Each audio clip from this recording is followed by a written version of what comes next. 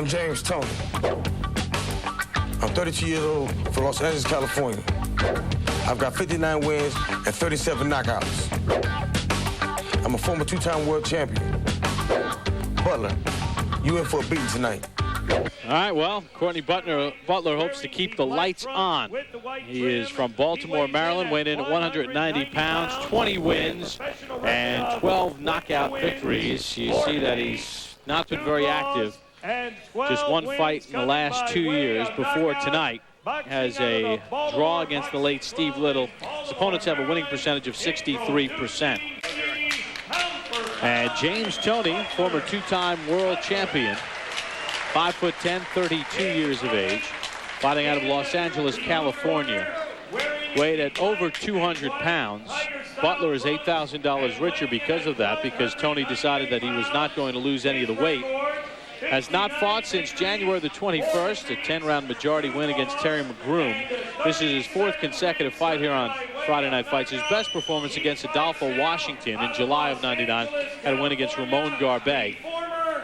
72% win percentage for those last 5 opponents for James Toney. Coming off a 9-month layoff. Found out about Butler on Monday night. He wanted Alexander Gurov badly, but visa problems kept Gurov in the Ukraine. He could not get to the United States.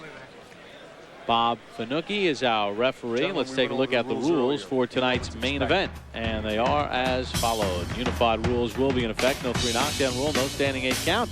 Only the referee can stop it. Cannot be saved with the bell in any round. Go to the scorecards after 4 rounds are complete. And James Toney ready to rock and roll. You know, in that main event piece, he talked about going home to see his babies. Tiffany and Brittany were born on October 20th, twin girls.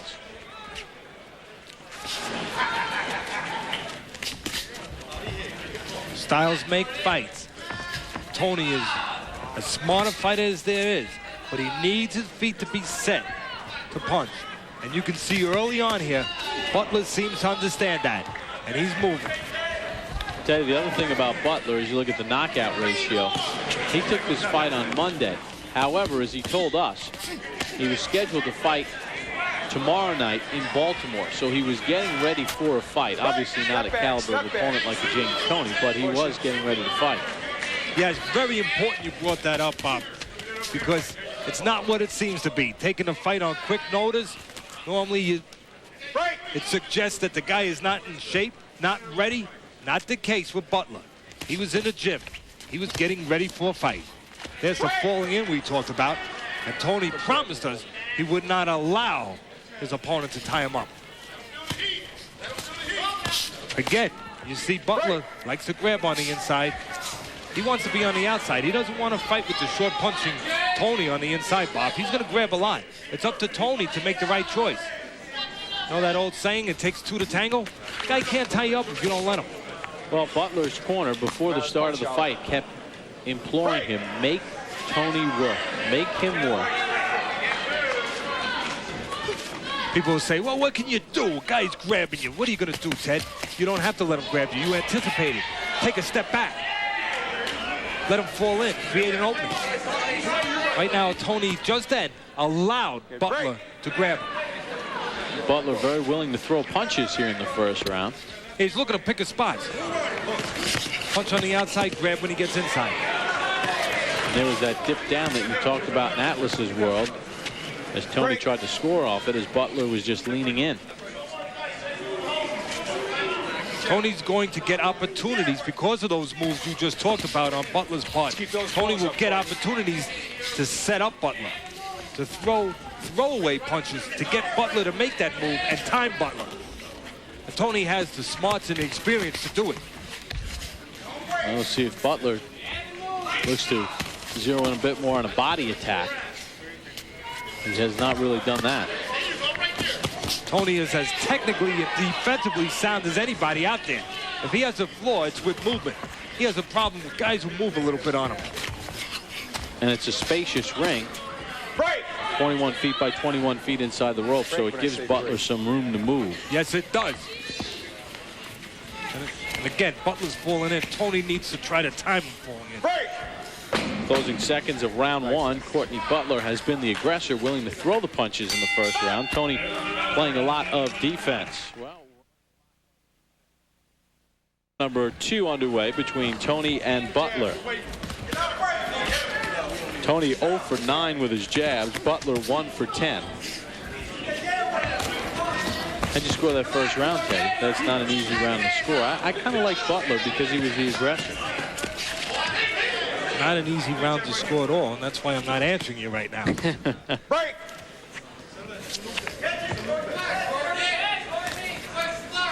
Take a look at the punch numbers from that first round. And you see Butler was a bit busier. He landed 2 more punches. I gave the round to Butler. I have a funny feeling an even round might be in order. Brewing and Atlas even. Butler stands in front of Toney. It should be Toney's night. Again, this is what you got to look for, people back home. No doubt about it. It's pretty simple. Butler will grab on the inside. It's up to Toney whether or not he steps back like he did there and puts the punches together. And the punches to put together when a man's leaning forward and grabbing you, that uppercut is usually a good idea to start to open things up. And Butler lost the mouthpiece, got it back in. You know, this business is not just about throwing punches. It's about throwing the right punches at the right time. And Toney just tried it again. Took a step back, did not allow his man to fall in. That right hand by Butler bounced off Toney's shoulder. Teddy, you know, that's the thing about Toney. We saw him against Adolfo Washington last year, and he just pummeled him. Against Ramon Garbey, who is really a poor man's James Toney. Toney just had all the answers. He's just a very smart fighter. Oh, he is. I said it earlier. Technically, he's as sound as you can get. But styles do make fights, and the style to employ against Toney, I believe, is not to stand in front of him, to use your legs a little bit, because he needs to be set to punch. Sometimes he will admire his defense a little bit, and if you move a little, you can have some success. Right now, Butler's not moving. I think a right hand hurt Butler. Body shot, too, it might have been. But I know it was a right hand. Butler again is falling in. And all Toney has to do is what he just did. Take a little step back, create a little room. He got that hook off to the body. And that time Butler did a good job blocking Toney's double left hand to the body. Butler's only hope is to use those legs, not to lay in front.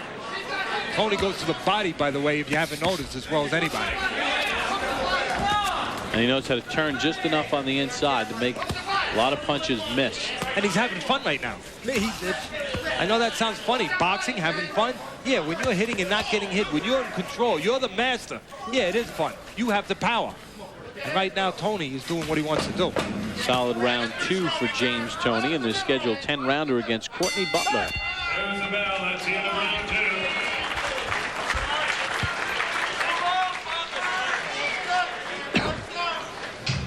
Nice, Zebra. How you feeling out there, JT? Huh? How you feeling out there? Yeah, boy. Okay, now, James, you're doing fine. You gotta keep that right hand up a little bit. You're letting me get that hook in there, okay? Don't land that sucker shot, okay? All right, you see that coming. I want you going under that. You hear me? All right? Don't stand there and let him roll there. Get away with that shot. Now, JT, you're hurting this guy to the body. All right? All right? Use your jab in your face and set the body shot up. I want doubling that hook to the body up. All right? One single shot's not gonna do it. Let's double and triple the combinations up. All right? That works. All right? Combinations is key, son. All right? Nice and loose, huh? Not a bad seat at the Turning Stone Casino in Verona, New York, just outside of Syracuse. Bob Papa, Teddy Atlas. James Toney, Courtney Butler underway. Round number 3 in their scheduled 10-round bout. Cruiserweights.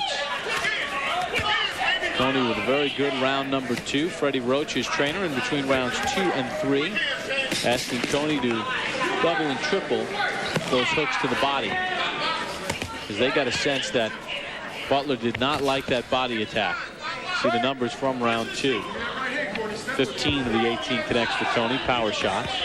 Well, you don't need me back home to tell you what's going on here, but Toney is starting to take apart Butler a little bit, and Butler's cooperating. Butler's standing right in front of Toney. Tony's a good short inside fighter, a good body puncher. You don't stand in front of him. And Butler is not keeping true to his word. He said he was going to move. He's doing just what you would want him to do if you were in Toney's corner or Toney's camp. Well, he moved in the first round, and he had a pretty good round. Yes, he did. Stop moving, and this is the Lions' den. Good right hand by Toney. Down goes Butler.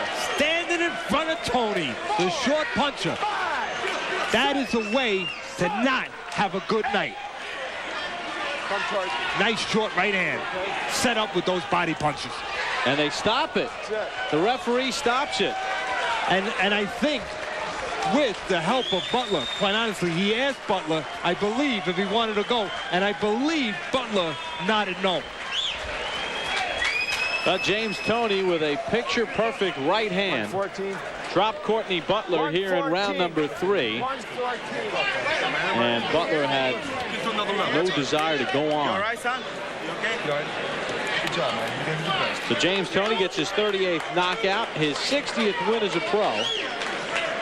Says he wants a shot at one of the world champions in the cruiserweight division. He'd like a rematch with Roy Jones. He calls Roy Jones a chicken with no heart. He says, I gave Jones a chance when I didn't have to, but he won't return the favor.